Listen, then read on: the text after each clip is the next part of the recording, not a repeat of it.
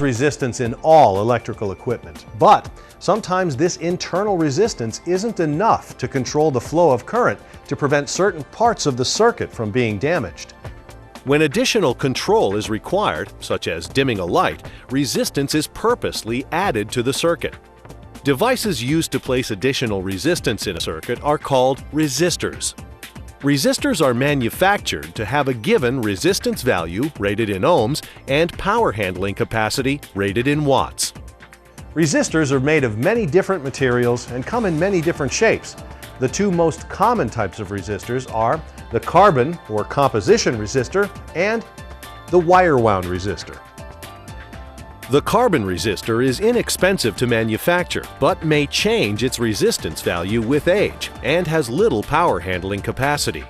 Wire-wound resistors are stable over long periods of time. They have accurate resistance values, can handle large amounts of power, but are expensive to manufacture. Resistors are also classified according to mechanical differences. The most frequently used type is the fixed resistor, which has only one resistance value. A tapped resistor is made with one or more connections along its length, so it can provide different resistance values depending on how it's cut. The sliding contact resistor has a movable top that can be locked at any value in the resistor's range. The resistance between the movable terminal and either of the end terminals depends on the position of the movable clamp. These resistors are not made to be adjusted frequently. They're set to the required resistance value when installed in a circuit and left at that value. When the resistance value must be changed frequently in electrical devices, such as the volume control on your radio, variable resistors are used. A variable resistor consists of a circular resistance element contained in a housing or case. The resistor element can be wire-wound or film. A movable contact turned by a shaft can slide across the element while maintaining contact with it. Both ends of the resistance element and the movable contact are connected to external terminals. When all three terminals are connected into a circuit, the variable resistor is called a potentiometer. A potentiometer does not vary the total resistance. When the variable contact is moved, one end will increase resistance as the other end decreases. When only the center terminal and one of the other terminals are used in a circuit, the variable resistor is called a rheostat.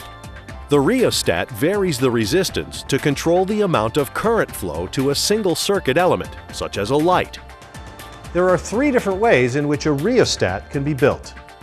Some variable resistors have only two terminals and can be used as rheostats only.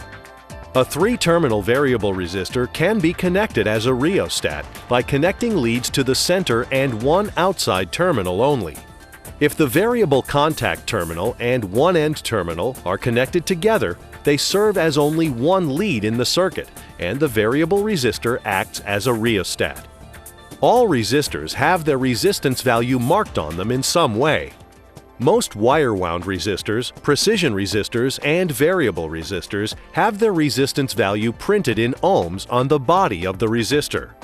Since fixed composition resistors are small, tubular in shape, and have axial leads so they can be mounted in a circuit in any position, it would be impractical to read a printed marking. To make the value of composition resistors easy to read, a color code marking is used. A single standard color code has been adopted by both the United States Armed Services and the Electronic Industries Association, or EIA, for fixed composition axial lead resistors. The resistance value is indicated by the bands of color painted on the resistor. Starting from the end that has the least amount of body color showing, the first band indicates the first significant digit of the resistance value. The color of the second band indicates the second digit of the resistor value. The third band indicates the number of zeros that follow the second digit and is known as the multiplier. The fourth band indicates the tolerance or range of accuracy to which the resistor was manufactured. By reading the colors in the correct order and substituting numbers from the color code, the resistance value can be determined very easily. The tolerance is always given as a percentage of the resistance value: gold 5%, silver 10%, and no color band 20%. Try to determine the resistance value of this resistor. Refer to the color code to obtain the numerical value, multiplier, and tolerance. The answer of 46,000 ohms with 10% tolerance is correct. Now, let's try to determine the resistance value of this resistor, color-coded red, violet, black. 27 ohms at 20% tolerance is correct. When the multiplier band is color-coded black, there are no zeros added to the first two numbers. The absence of the tolerance band indicates that there is a 20% tolerance. A system of letter equivalents is commonly used to present the number of zeros which follow or precede the significant figures of very large numbers. For example, the 46,000 ohm resistor can be expressed as a 46K resistor. The number 1000 is equal to 1 kilo, which is equal to K. 24 million ohms can be expressed as 24 megohms or 24 meg. The abbreviation meg equals 1 million. To convert from a prefix to basic units, the unit to be converted must be multiplied by the appropriate power of 10.